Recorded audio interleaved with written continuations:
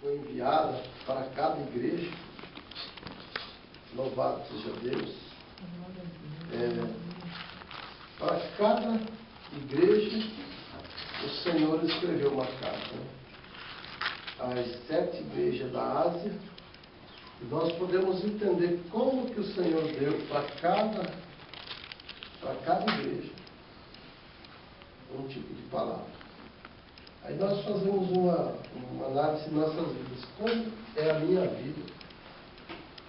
Se eu estou incluso nessa situação da palavra que Ele deu para cada igreja. Primeira carta à igreja de Éfeso, Apocalipse capítulo 2. Deixa eu ler o capítulo 1 de Apocalipse, versículo 9.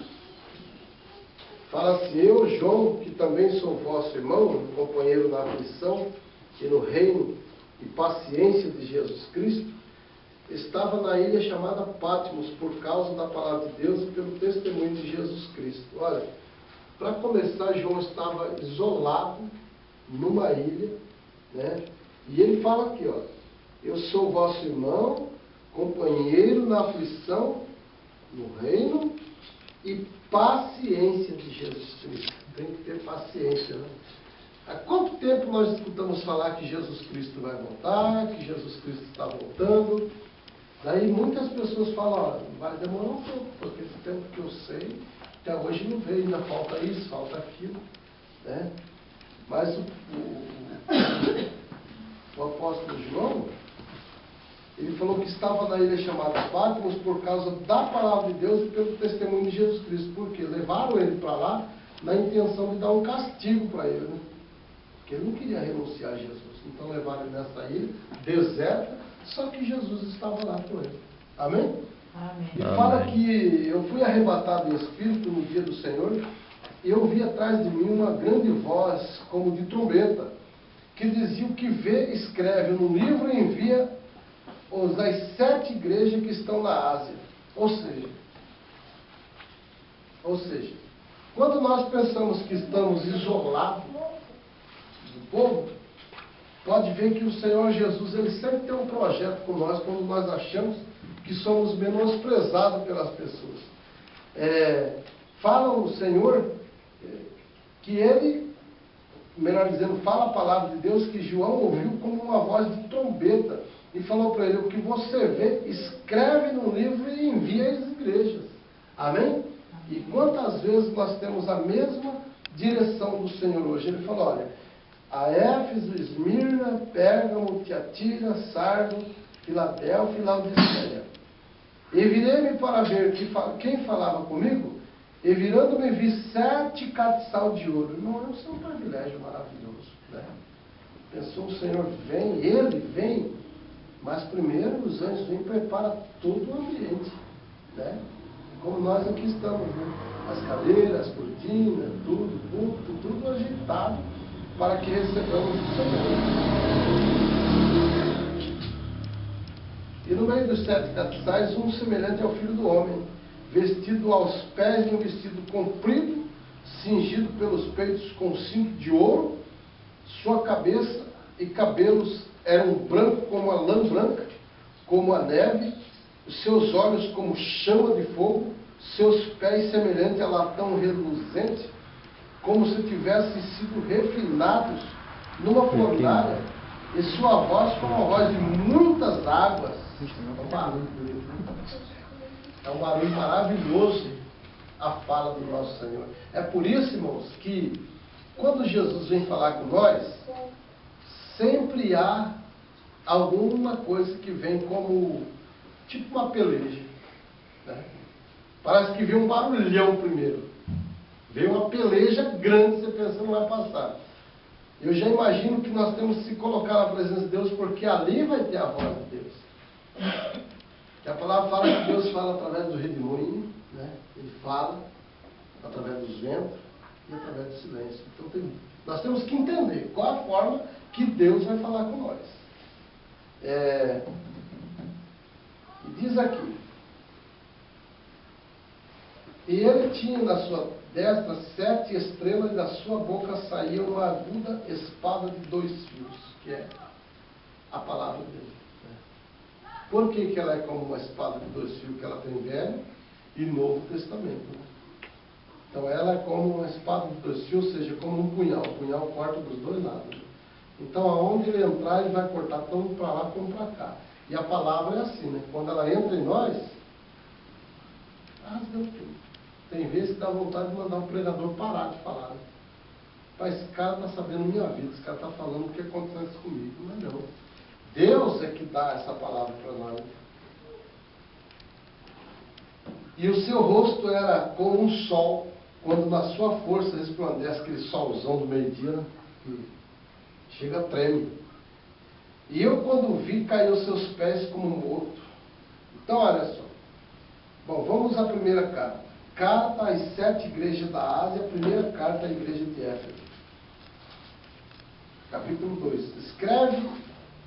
Escreve ao anjo da igreja, que está em Éfeso, isto diz: aquele que tem à sua destra as 7 estrelas, que anda no meio dos 7 castiçais de ouro, eu sei as tuas obras, e o teu trabalho, a tua paciência, e que não pode sofrer os maus, e puseste à prova os que dizem ser apóstolos e o não são, e tu achaste mentirosos, e sofreste, tens paciência, e trabalhaste pelo meu nome, e não te cansaste. Olha, só elogio, né?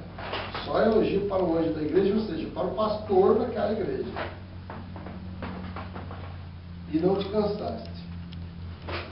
Tenho, porém, contra ti que deixaste a tua primeira caridade, ou seja, teu primeiro amor. Quando a gente vem para a igreja, a primeira vez, no começo, parece que a gente tem uma dedicação, a gente tem um amor pela obra de Deus. O Senhor dá um conselho.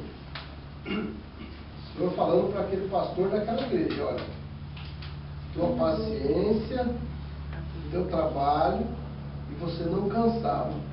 Só que, provavelmente, essa igreja já estava fatigada de trabalhar para Deus. Né? Porque ele fala assim: ó, tenho, porém, contra ti que deixaste a tua primeira caridade, ou seja, teu primeiro amor. Né?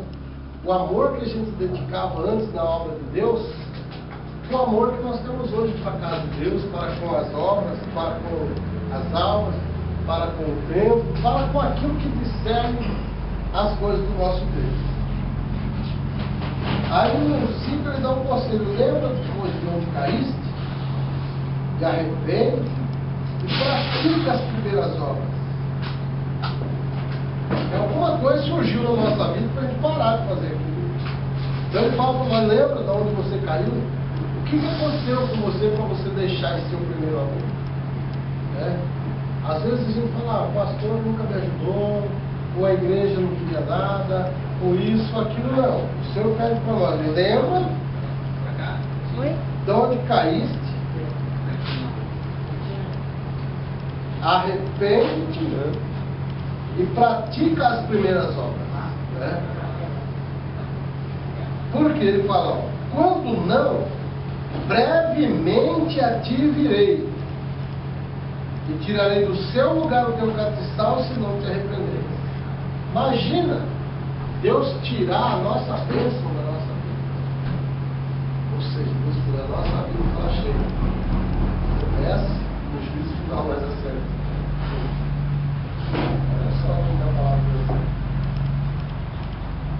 E ele dá um conselho aqui: ó,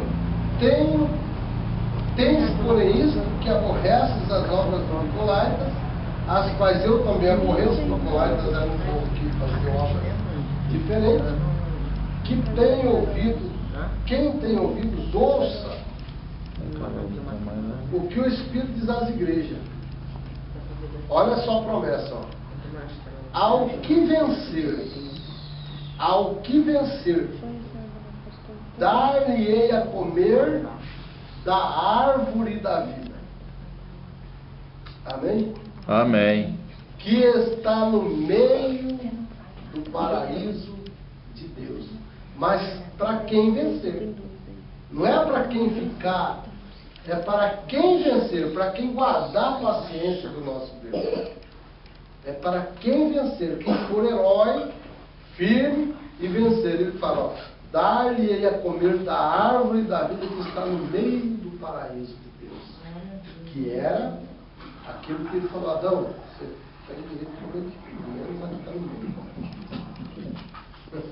Foi lá com Eva e mandou ver. E era uma coisa. Obrigado.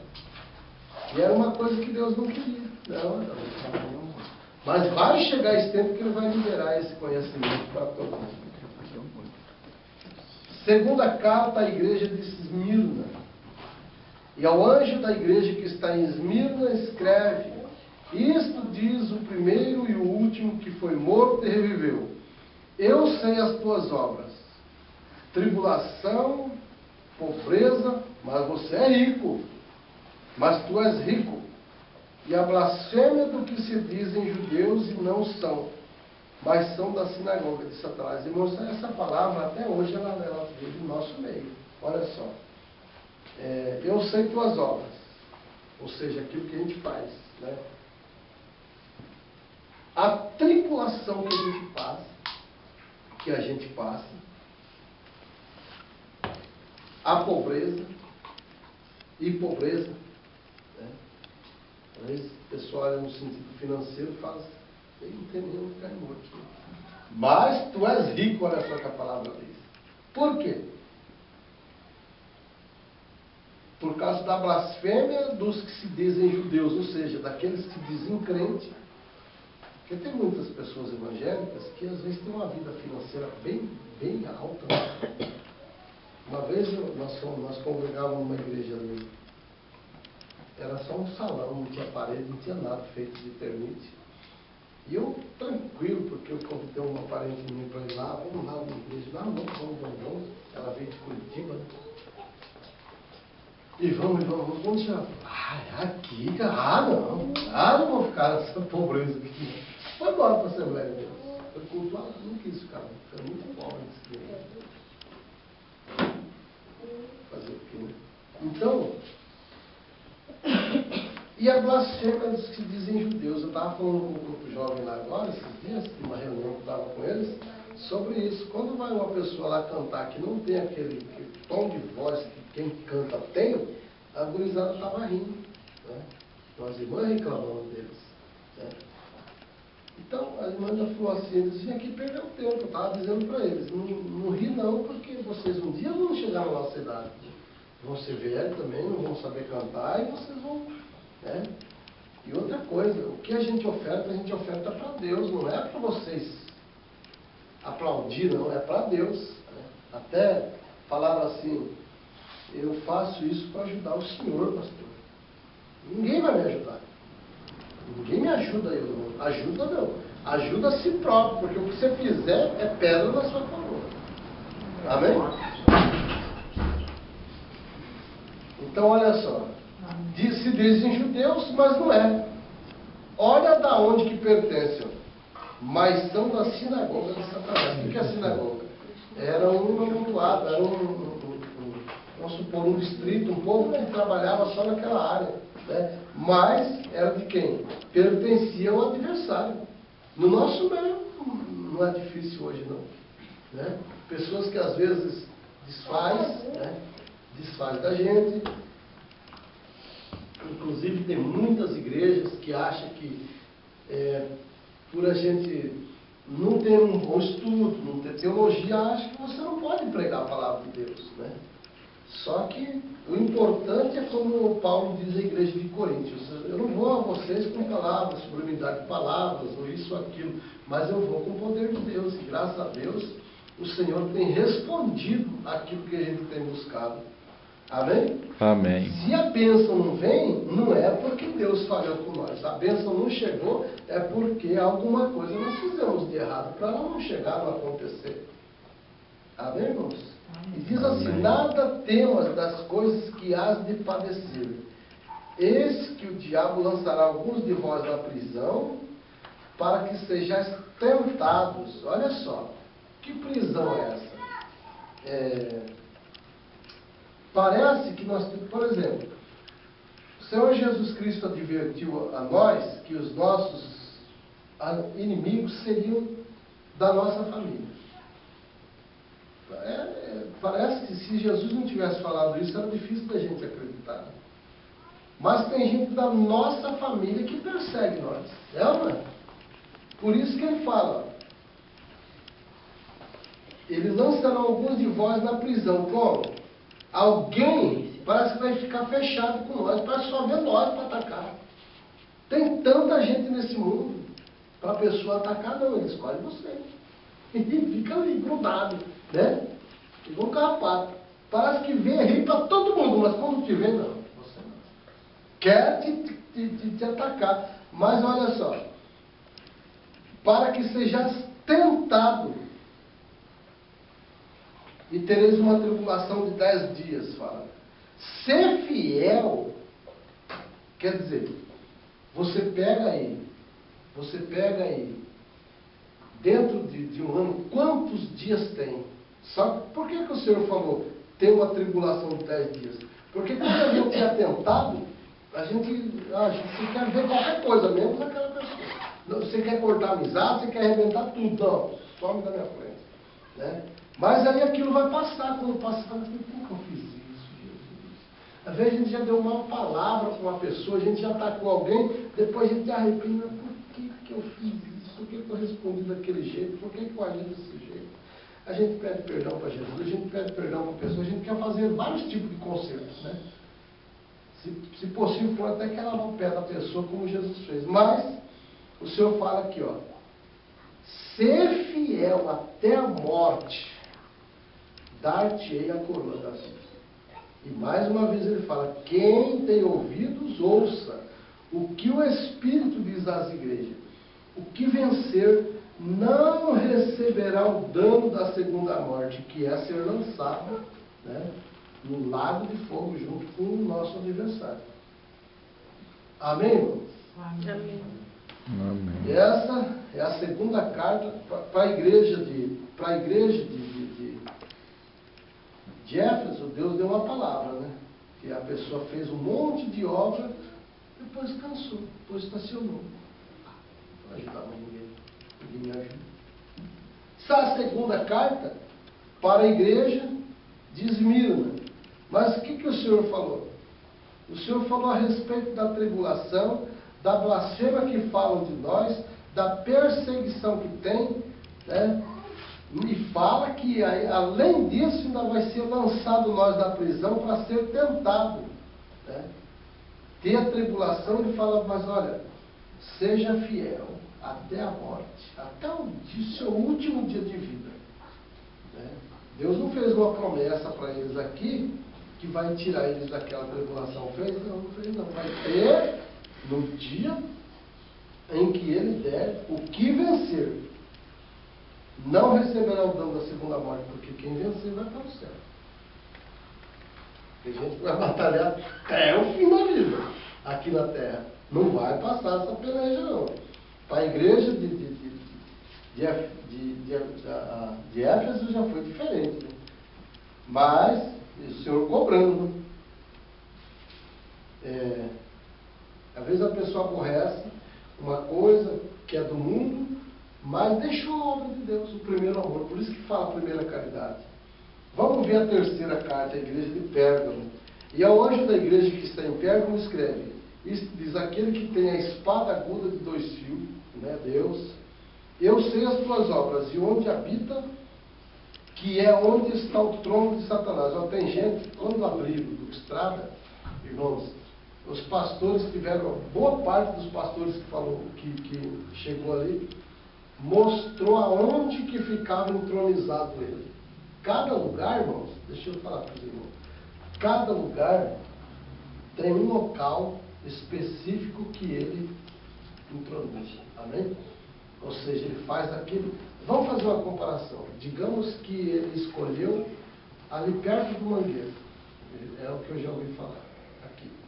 Ali perto do mangueirão ali, perto de um pé de figueira que tem ali, que ele faz o trono dele aqui. Entendeu? Ah, o adversário. É um adversário. Ah, tá.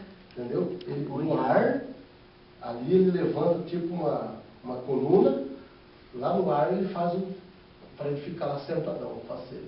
Lá em Duque Estrada, era para baixo da escola. A maioria dos pastores que falou com a gente, falou que tinha revelação de Deus, que é ali que ele fazia. Né? E essa igreja que Jesus revelou para João, falou a terceira igreja, que é de Pérgamo, falou assim, ó, eu sei as tuas obras e onde habita, que é onde está o trono de Satanás, e retens o meu nome, e não negaste a minha fé, ainda nos dias de Antipas, minha fiel testemunha, o qual foi morto entre vós, onde Satanás habita. No nosso caso, né, ele pode entronizar ali, mas o maior é Deus em nossas vidas. Agora, no caso de alguns países aí que é proibido falar de Jesus, lá ele entronizou mesmo. Né? Vocês sabem disso, que tem país aí que a pessoa dá uma glória a Deus em praça pública do torto. Né? Não pode. E tem que, eles matam, nem o pessoal mostra aí vários testemunhos de pastores decapitados nesses lugares aí que é proibido. Né? Então fala que lá está o trono mesmo feio. Né? Aqui no Brasil, por exemplo, eu tive várias experiências com os pastores a respeito do Nordeste. Né? O Nordeste é um lugar que é muita idolatria, né? Onde ele veio, chegou e entronizou mesmo ali, através da idolatria, e sai mais. Né? É um lugar bastante atribulado, um lugar difícil, e tem gente lá pregando. Né? Tem gente lá pregando, mas passa uma vida só pela misericórdia de Deus. Né? Mas umas poucas coisas tenho contra ti. Olha, por mais que a pessoa está passando peleja, olha o que Deus fala. Porque tens lá os que seguem a doutrina de Balaão. Qual foi a doutrina de Balaão? Balaão, ele desejou o quê? Quando Deus falou, Balaque chamou, você vem para amaldiçoar aquele povo. Deus falou, não. Balaão foi consultar Deus. Deus falou, não vai não, porque aquele povo não é meu. Mas o rei, Balaque, o que Balaque fez? Ele levou lá, mandou dobrar a oferta. Né? Quando ele viu que dobrou a oferta, ele olhou para quê? Ele olhou para o dinheiro. Ele não olhou para quem ele amaldiçoar. Por isso que o Senhor fala, eu tenho, porque tens lá os que seguem a doutrina de Balaão, ou seja, pessoas que olham mais para a vida financeira do que para Deus. Né? Olha mais para o dinheiro do que para Deus. E tem nos nossos tempos de hoje. Pessoas que olham muito para esse lado. Às vezes a pessoa cuida muito da área financeira e esquece um pouco de Deus. O qual ensinava Balaque a lançar tropeço diante dos filhos de Israel. Olha só. Para que comessem dos sacrifícios da idolatria e se prostituíssem. Assim tens também os que seguem a doutrina dos nicolaítas, o que eu aborreço, o que ele falou para aquela outra igreja ali. Né? Arrepende. Então, na igreja de Pérgamo, tinha esses tipos de pessoas naquelas igrejas. Arrepende, pois quando não, em breve virei a ti. Isso quer dizer o quê? Jesus está voltando, ou ele pode vir para um de nós. Né? Vai que ele busca aquele gordinho, acabou para ir, aquela mulher lá, ou seja, quem for. Ele falou, quando não, daqui a pouco eu venho para você e pronto. Acabou o sonho. Amém, irmãos? Né? Quando não, em breve irei a ti, e contra eles batalharei com a espada da minha boca. Quem tem ouvidos, ouça o que o Espírito diz às igrejas. Ao que vencer, darei eu a comer do maná escondido, e dar-lhe uma pedra branca, na sua pedra um novo nome escrito, o qual ninguém conhece, senão aquele que o recebe. Amém? Amém. Quarta carta à igreja de Tiatira. E ao anjo da igreja de Tiatira escreve: isto diz o Filho de Deus, que tem seus olhos como chama de fogo, pés reluzentes ao latão reluzente, pés semelhantes ao latão reluzente. Eu conheço as tuas obras, tua caridade, né, que é o teu amor, teu serviço, tua fé, tua paciência, e que as tuas últimas obras são mais do que as primeiras. Olha só, a pessoa tem toda essa qualidade, o pastor lá de Tiatira. Mas tenho contra ti que toleras a Jezabel. Essa aqui é uma passagem difícil, dura. Porque quem foi Jezabel? Jezabel foi a mulher que preparou-se. Tem igrejas, a Jerusalém não aceitava pinturas em mulheres por causa disso, brincos, essas coisas. Então ela trabalhou o rosto dela, as unhas, pintou unha, pintou o rosto, para ir tentar seduzir Elias. Então ela se empetecou, ela ficou muito pintada e foi. Ela se arrumou, né, melhor dizendo, para ir ver Elias. Né? Mas ela, qual que ela queria? Ela queria seduzir com a beleza dela, ela queria seduzir o homem de Deus.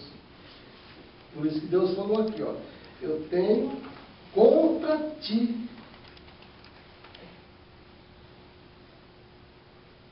Contra ti que tolera Jezabel, mulher que se desprofetiza, ensinar e enganar os meus servos, para que se prostituam e comam dos sacrifícios da idolatria. A Bíblia fala, irmãos, que quando Jezabel foi lançada de cima, da onde ela subiu, do terraço lá onde ela estava lá para seduzir Elias, ela foi empurrada. Ela acredita, mas já tinha tido uma revelação. Ela foi empurrada lá de cima e ela se praticou no chão. A Bíblia fala que os cães lamberam, comeram a carne dela, menos aonde havia pintura, eles não tinham. Então é por isso que o Senhor fala que ela se dizia profetisa. Tem até um hino que fala assim que quando o rei Acabe, que era o esposo dela, ele queria comprar a vinha de Nabote, né? Tem um hino que fala assim: Nabote, vende a sua vinha, eu não vendo não, né? Aí Jezabel se ajeitou e foi lá mandar chamar Nabote veio e ela matou. Ela mandou matar ele, porque ele morto não tinha onde, tinha que ficar com a herança dele. Amém? Amém.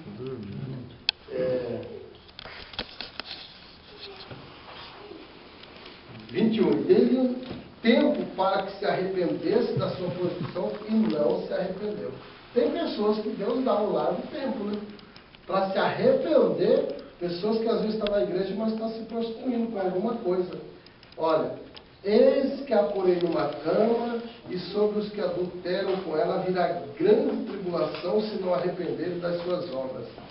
Ferirei de morte a seus filhos, todas as igrejas saberão que eu sou aquele que sonda os rins, o coração, e darei a cada um de vós segundo as vossas obras. Irmãozinho de estrada passou um pastor, eu vou contar como testemunho. Passou um pastor, ensinou, fizemos, acontecemos junto com aquele homem que, quando desbravou do estrada, um cara super inteligente. E quando, no final da carreira dele, um certo tempo, ele achou por bem que a dona dele não servia mais. Aí ele chavecou uma irmã e levou ela embora. Quer dizer, ele cometeu um ato de prostituição, um monte de coisa junto.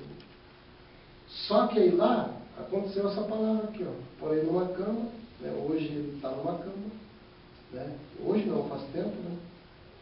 Ferirei de morte seus filhos. Ele tinha um filho que era já obreiro na igreja, também na época. Quando ele foi embora, o filho foi junto. E o filho chegou lá em São Paulo, lá em Bauru, que eles moravam. Ele caiu na prostituição, caiu nas drogas. E um dia o filho achou uma enxurrada. Ele estava tão drogado que ele viu na mente dele, estava ele e o primo dele. Ele pôs na mente que aquela enxurrada era droga, encheu a seringa na veia. morte mais triste que teve. Ele mesmo contava para nós. Ele mesmo fala para nós quando a gente veio. Às vezes ele vem